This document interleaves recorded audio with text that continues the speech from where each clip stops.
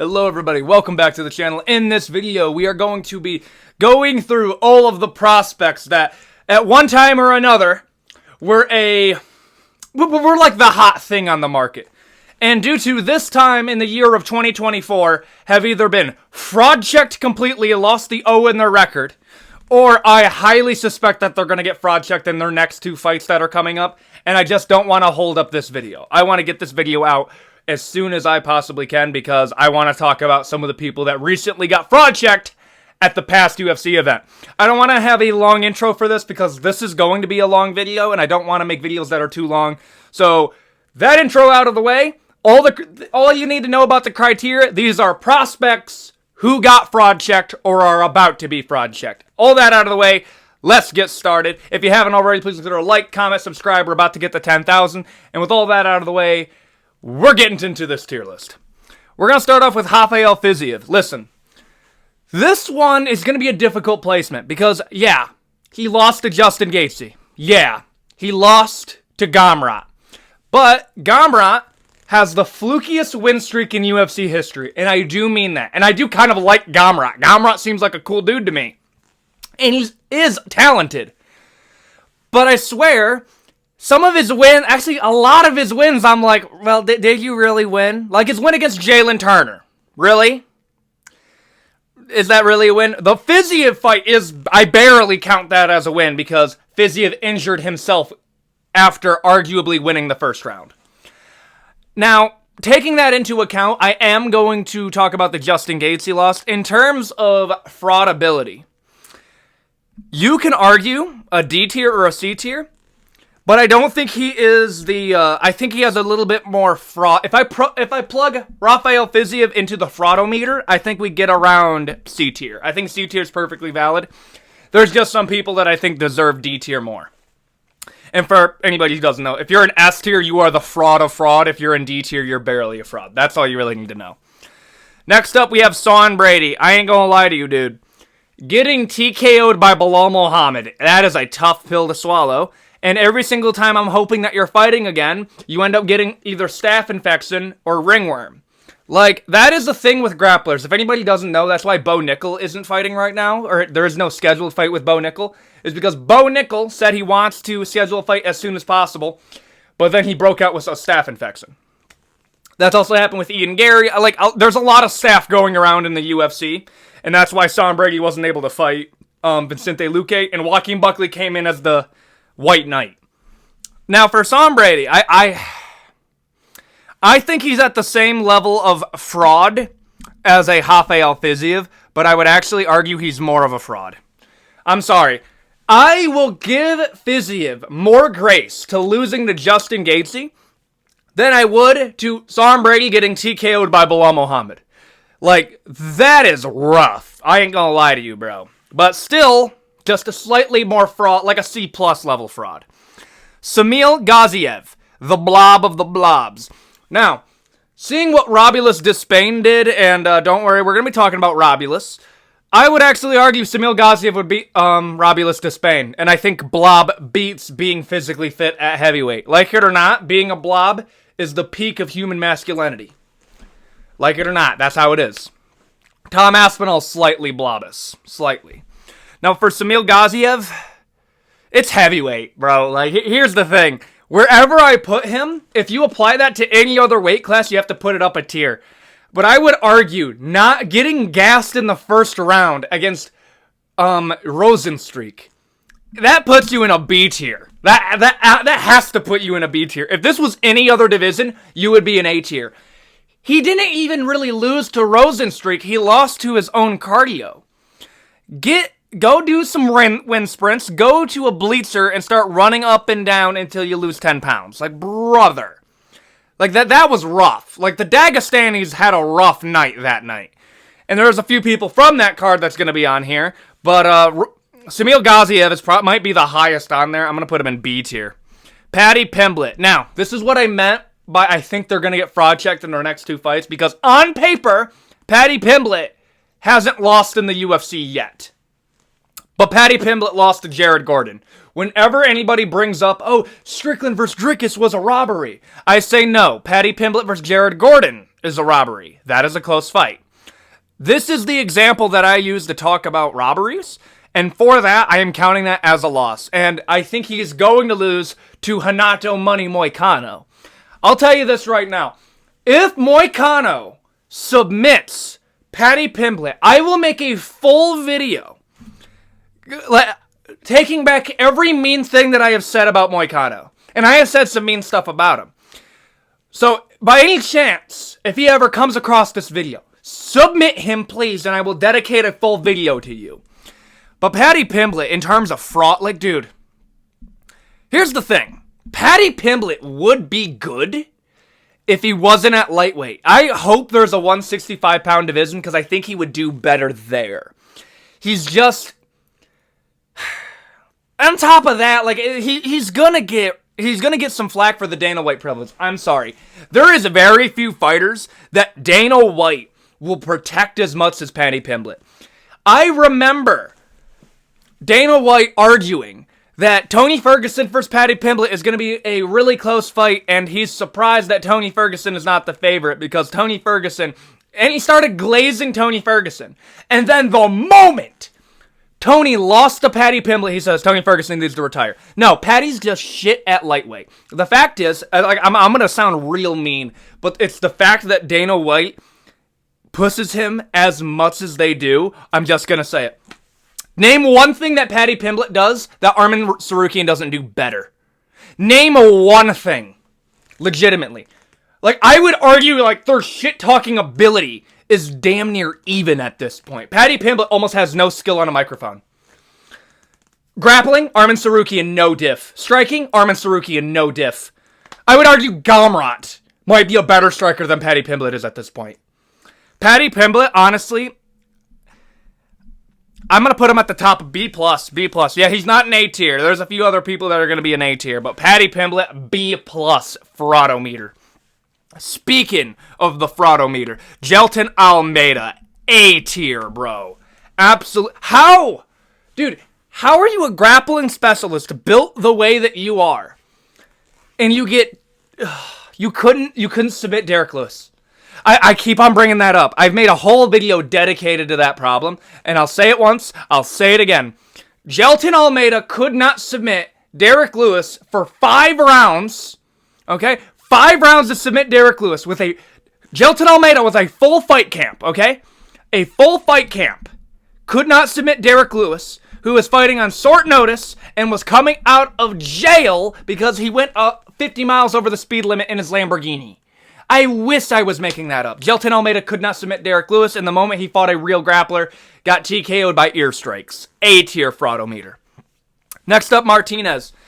Now, as far as this one, I don't think he's as big a fraud as people are saying. The fact is, he's lost to Jose Aldo. He lost to Jose Aldo. Like, he had a good performance before that. He did. The Jose Aldo loss, like and Jose Aldo was, I don't even think Jose Aldo was doing super good in that fight. Since when does Jose Aldo not throw leg kicks? Like, since when? And the fact is I think Martinez is really good. I think he was just off on that fight. I'm going to put him in D tier. I think he gets ranked a little bit too harshly. I think the Jose Aldo fight, the Jose Aldo fight's weird, and that's why he's on this list at all. But I think people are ranking that a little bit too highly, as opposed to some other people that I should argue are going to be higher. I'll give him a slight pass, but Jose Aldo fight easily alone, you're getting put in D tier. Next up, Gamrot. One of the flukiest win streaks in UFC history. Genuinely. I have no clue how he's able to get a win streak like that. Got humbled by Beneil Dariush. Nearly got beaten by Rafael Dos Anjos, who said he was done. So I understand this, the difference in mentality. RDA said that he was done fighting at lightweight after he fought Rafael Fiziev. Rafael Fiziev scared him away. And then, when he sees that Gamrot got a win over Fiziev, technically, RDA says, no, I'll go fight at lightweight. RDA was not threatened by Gamrot, and after watching that fight, Gamrot arguably could have lost that fight. Now, granted, I had Gamrot winning, but how are you having this close of a fight with RDA at this point in his career? Again, I'm going to put him. I'll put him. I know he technically has a win over Fiziev, But Fiziev beat himself, and I don't care. I'll put him above Fiziev, is slightly more FRAUDS than he is. Next up, Sergey Pavlovich. D tier. I think people are hating on Sergey way too much. I'm sorry, they are. The fact is watching back the Tom Aspinall fight, Tom Aspinall has a crazy chin. There is a point where Sergey Pavlovich clips him with a check hook, right? Check hook, and nearly lands with a subsequent right hook. And I am thinking to myself, how is Tom Aspinall not getting put down by this? It is only after that, when Tom Aspinall is able to get his distancing right, and is able to throw that 1-2, 1-2, done. The fact is Tom Aspinall is faster than any other heavyweight right now. And I'm going to admit when I'm wrong. I picked Sergey to win because it was short notice. I thought Tom Aspinall was going to win because he was going to take him down. He was going to build up some lactic acid in the arms of Sergey Pavlovich, make it so he's labored in his striking. And at that point, I wanted him to throw that 1-2. He didn't even need that, and he beat Sergey Pavlovich. But I'll say this right now. I think Sergey beats Volkov. I think Sergey beats Almeida. Curtis Blades, I think he beats him. I think he gets a rematch with Tom Aspinall. I think he loses that. But I think he beats Cyril Gane. I think he's going to be the second best heavyweight. Sergey Pavlovich is the least fraud out of everybody on here. Next up, Song Yadong. This one's tough because people were gassing up Song Yadong like he was going to become like the Chinese O'Malley. And listen, I kind of like that because Song Yadong does seem like a cool dude, but in my mind, he robbed Chito Vera of a win and lost to Petr Yan. I'm going to put him C level. Like, here's the thing. The Petr Yan fight at that point, I mean, it wasn't... Actually, yeah, C tier. C tier, a little bit more fraudus than Rafael Fiziev. Because you lost to Petr Yan in a 3-round fight. That's one. If it was 5 rounds, that would be different. A 3-round fight lost to Petr Yan, convincingly lost to him, and was gifted a victory against Chito Vera. C tier. Benoit Saint Denis. Again, people are hating on Benoit a little bit too much. I'm not going to say he's more than this. But I would argue Martinez losing to a coming out of retirement Jose Aldo is more embarrassing than Benoit Saint Denis taking a step up the rankings and fighting Dustin Poirier. The fact is Dustin Poirier damn near has Michael Johnson syndrome. What I mean by that is he is one of the most inconsistent fighters I have ever seen. 1 second, he doesn't know how to complete a guillotine, and in that fight, he didn't know how to complete a guillotine. The other second, he has some of the most crisp striking in the lightweight division. The fact is Benoit Saint Denis had a solid chance of beating Dustin Poirier. Do I believe the antibiotics were a factor? The fact is if you've taken oral antibiotics, they do strain you quite a bit. But we've also seen people win a fight with 0 Achilles. Okay, like...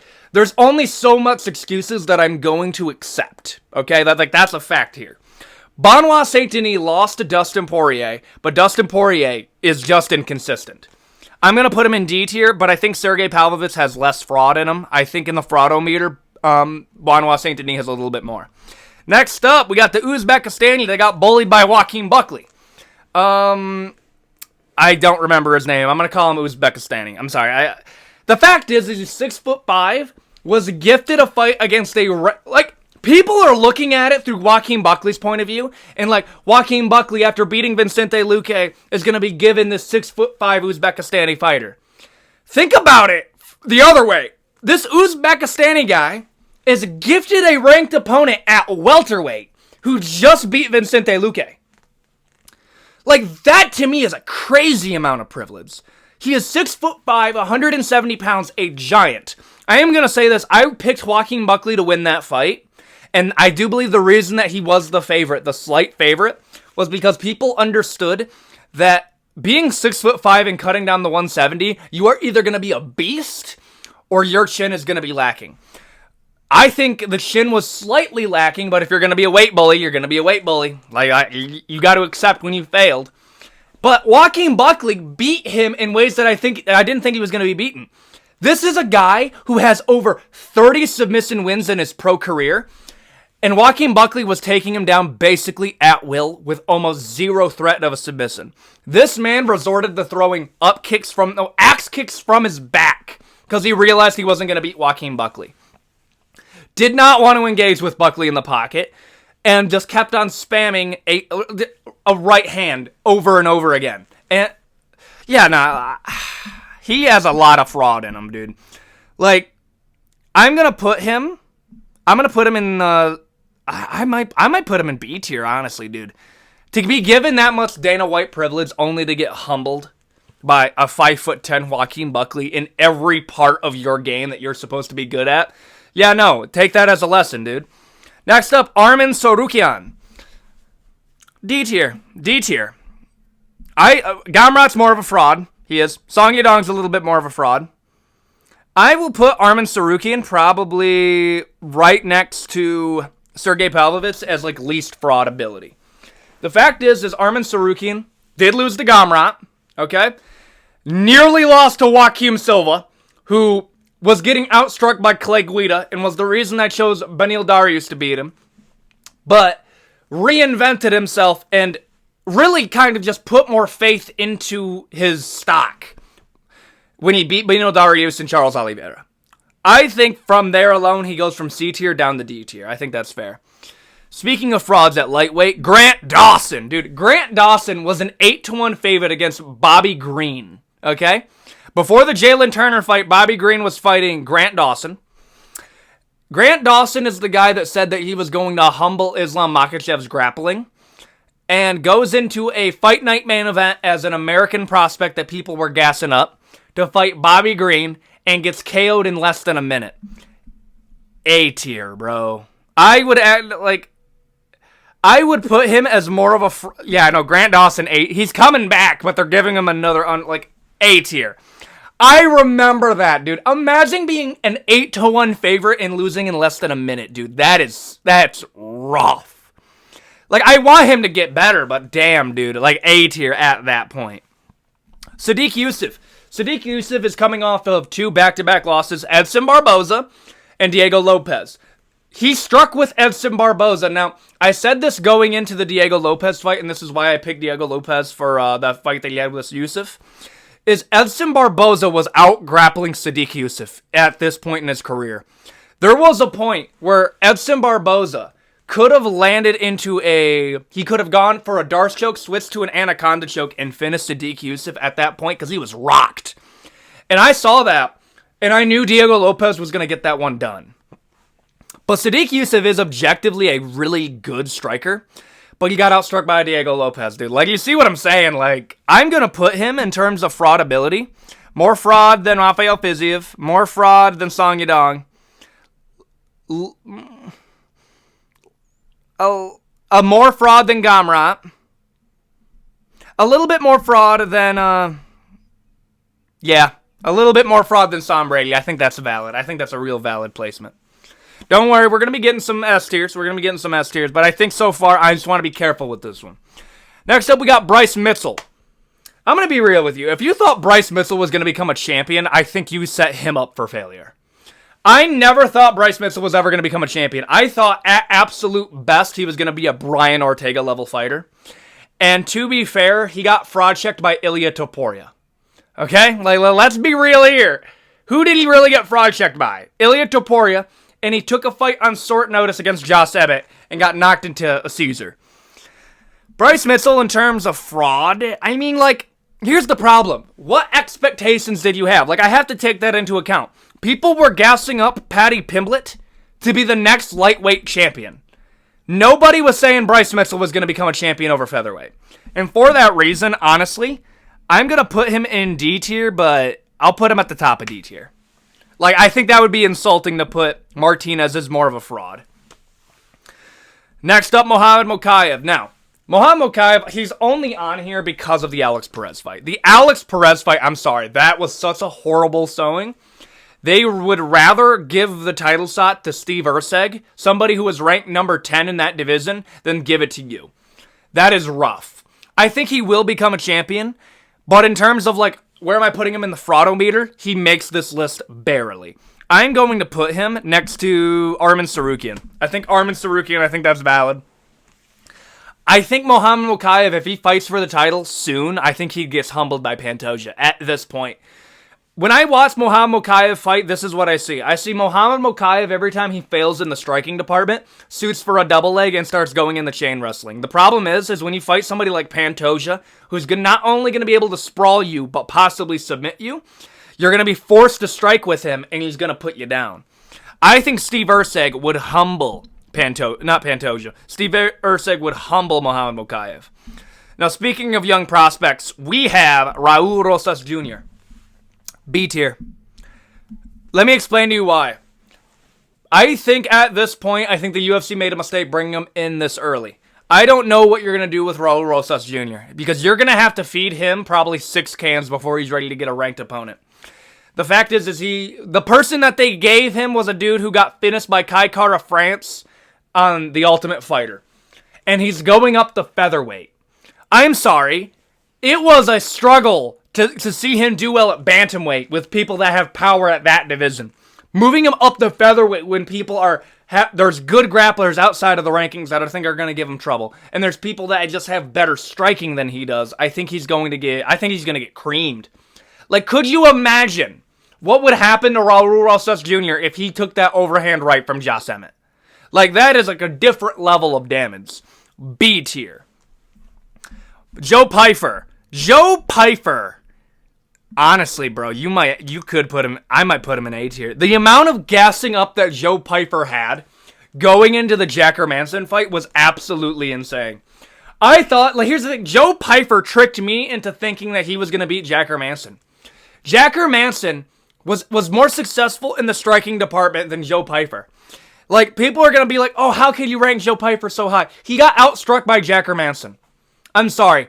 That is objectively such a crazy fraud check at that point. He was given a ranked opponent to blast him up the rankings because he was pretty marketable. And now they're going to have to start from square one and go back up. A tier fraud check. Pretty crazy, actually. Movsar Evloev. Never lost, but I would argue he lost to Brendan Allen. Not Brendan Allen. Damn, I always confuse those ones. Arnold Allen. Movsar Evloev, in my mind, lost to Arnold, and he basically survived off that illegal knee. I'm gonna put him in D tier though, probably slightly more fraud than Bryce Mitchell because people were hyping up Movsar Evloev. Nobody was really hyping up Bryce Mitchell. Next up, Jalen Turner. Damn, bro. I would argue he's more of a fraud than Sadiq Yusuf. I would put him in B tier. Jalen Turner is one of the most massive lightweights I've ever seen, only to get humbled and destroyed by Drew the Giga Chad Dober and Dan Hooker. And at this point, Hanato Money Moicano. What a crazy fraud check bro has been on. Like, arguably beat Gamrot. I'm going to put him in B tier in terms of fraud check ability. Absolutely insane at this point. Next up, Giga Chikadze. Giga Chikadze has had such the string of bad luck. Not just bad luck, but this was a dude that people were gassing up as one of the better strikers coming in. Has a win over Alex Caceres. That's basically it. Got humbled by Rob Font. Not Rob Font. Humbled by Calvin Kattar completely. And outside of that, his last win is against Alex Caceres, who just fought at UFC St. Louis. When I was talking about Bryce Mitchell stepping up to fight Josh Emmett, that was because Giga Chikadze tore something in his groin. We don't know what Giga Chikadze is going to be doing at this point. I remember when people were gassing him up. I'll put him above a Sadiq Yusuf and I'll put him at the bottom of B tier, dude. The amount of gassing up that this man had in his career is absolutely insane, only for this to happen. Robulus Fraudulus Despain. S tier fraud. Absolutely insane. How are you 6'7" and don't know how to do a shrimp? Even the striking. I'll be real. I think people were gassing up the striking a little bit. How are you a 6'7", have the longest reach in UFC history, a athletic heavyweight, get absolutely humbled by Waldo Acosta? I'm going to put you in S tier. Absolutely insane. Crazy records he had, only to get humbled in his second fight in the UFC. Adrian Yanez. Got humbled by Jonathan Martinez. I'm going to put him in a fraud. People were gassing this bro up. Got humbled by Rob Font also. I'm going to put him... I'll put him above that, I'll put him in C tier. C tier fraud. I think that's valid. And finally, Terrence McKinney. Dude. Terrence McKinney. Somebody said this. Terrence McKinney has a fighting career like a gambling addict. Dude, I swear every single outcome of his fights is dictated by a slot machine. Bro will go from having objectively really impressive showings to getting humbled by Ribovics, getting humbled by Drew Dober, who he was beating, by the way, getting humbled by Bonfim. Like, he'll have great career showings, look good in the grappling, striking, and everything, only to get flatline KO'd. Ribovics had this man looking like dude, holy crap. Like, I'm putting him in B tier. Honestly, at this point, I think that's a valid placement. I'll even put him above a Raul Rosas Jr. at this point. I think that this is a pretty solid tier list. I think the only one that I might change is probably Paddy Pimblett to A tier. People were hyping him up to be the next coming of Conor McGregor, and people were really saying that Paddy Pimblett was going to destroy Ilia Topuria, and then Ilia becomes champion in the time between Paddy Pimblett fighting Jared Gordon and Tony Ferguson. A tier level fraud. Other than that, I think I got everything right. But hey, if you think I got one wrong, if you think I'm missing somebody, put it in the comment section down below, or put it in the Discord. There's going to be a link to there in the description down below. Thank you for everybody who's joined so far, and if you haven't already, please consider a like, comment, subscribe. We're about to get to 10,000 subscribers, and if you have a suggestion for what the 10K specials should be, put it in the comment section down below. Adios, everybody. Have a great day.